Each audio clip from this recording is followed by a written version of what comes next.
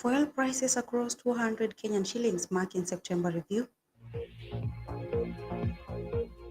Police killings, torture cases on the rise. Storm brew over Del Monte land in Murang'a, Kiambu. State set to set up Boni Forest cut line to fight over terrorism.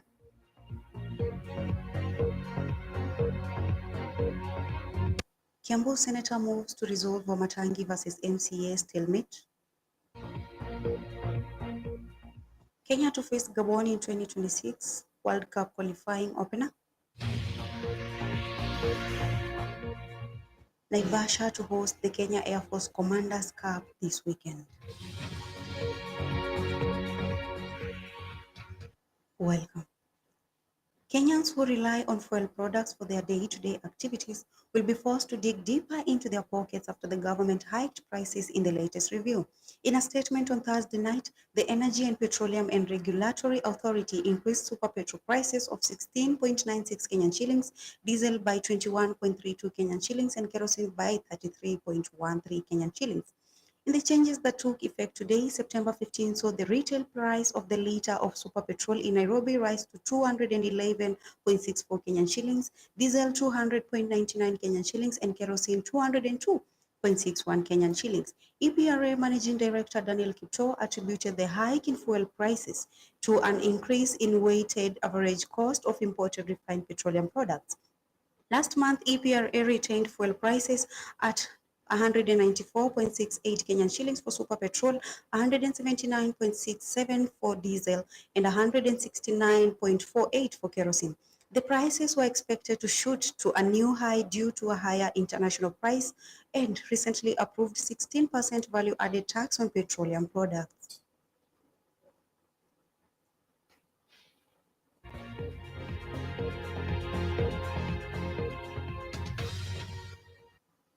Some 482 cases of torture and related violations have been documented in the last 1 year compared to 232 in 2022. One of them, 351, were torture, inhuman, degrading treatment or punishment. 128 were extrajudicial executions, and 3 were enforced disappearance. Independent Medical Legal Unit said the majority of the victims or survivors were young male adults aged 18 to 35 years, accounting to 314, while those aged 36 to 65 years constituted 121, 0 to 17 years comprised of 44, and those over 65 accounted for 3 persons. IMLU Executive Director Peter Kiama yesterday said despite President William Ruto's compromise to protect urban youth from police abuse, they continue to disproportionately affected these violations. Cases of torture and related violations more than double the cases documented in similar period between the years 2021 and 2022. This marks a staggering increase of 250 cases compared to 332 violations reported in a similar period last year, IMLU said.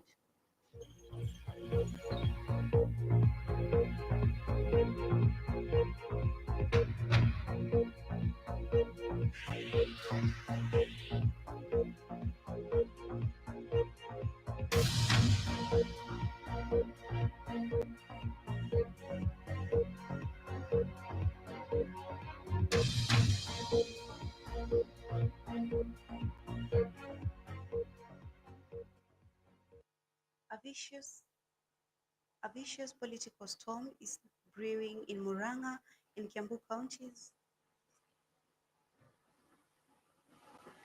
A vicious political storm is brewing in Murang'a and Kiambu counties over the usage of proportions of land hived off the larger Del Monte Kenya, whose land lease has expired. As part of agreement to renew Del Monte's land lease, governors from the two counties had struck a deal with the food processing company that it cedes some portions of the land to their respective use.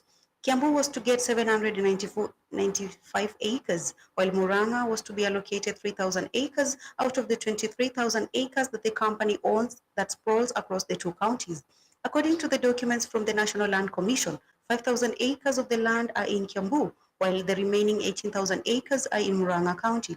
The usage of 795 acres in Kiambu and 3,000 acres in Murang'a has ignited a political storm that has now sucked in cabinet secretaries, MPs, and leaders from the two regions. with the Kiambu members of the County Assembly going a step further to threaten their Governor Kimani Wamatangi with impeachment. In 2020, then Kiambu Governor Ferdinand Waititu signed a memorandum of understanding with the company's managing director, Stegois Gilmotors, agreeing to facilitate the renewal of the leasehold of the farm's 5,000 acres land in Kiambu for another 99 years.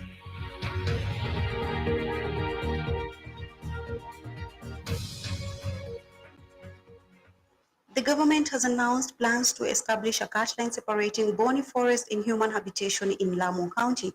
Interior Cabinet Secretary Kithure Kindiki had toured the region and said that the planned line of demarcation between the forest and human habitation will help security officers separate law-abiding citizens from the enemy, especially now that Boni Forest has been identified as one of the most notorious hideouts and favored gateway for routes of terrorists.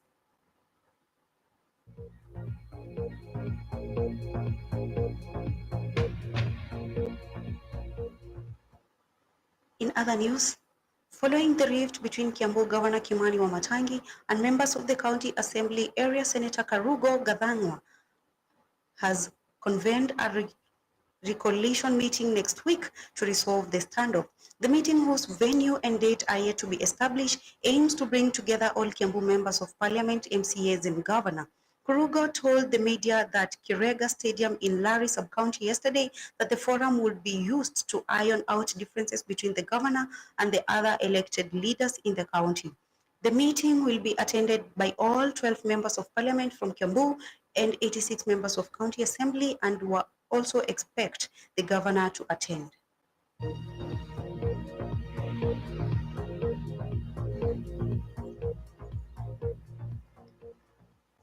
Now to the sports. Kenya will begin their quest to qualify for the 2026 World Cup with the away game against Gabon at Stade de la Franceville in November 13. According to the full schedule released on the Confederation of Africa Football, Harambee Stars, who are pooled in Group F alongside Seychelles, Burundi, Gambia, Gabon and Ivory Coast, will then travel away for their match day to against Seychelles and Stade night in November 20. Kenya, who will be seeking their first ever qualification ticket to the global competition, will play their first home game against Burundi in June 3rd, 2024. The fixture against the Swallows is yet to get the venue, as Kenya's main stadium, Kasarani and Nyayo, have to be cleared by CAF and the world governing body FIFA to host international matches. After the Burundi game, Kenya will once again play at home against the Elephants of Ivory Coast for their match day 4 on June 10th.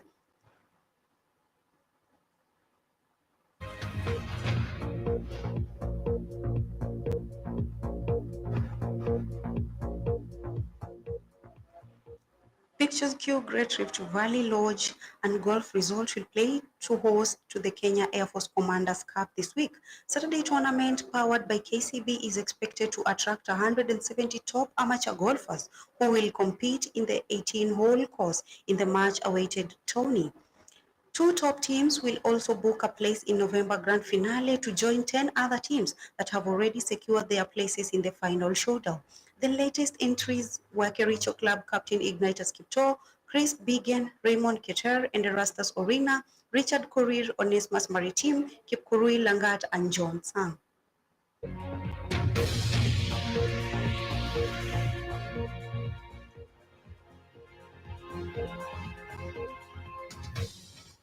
That marks the end of our 9 a.m. news. You've been with Mary Anwaka. Have a great day ahead. Smart Life Entertainment KE for all your live stream services at weddings, funerals, birthdays,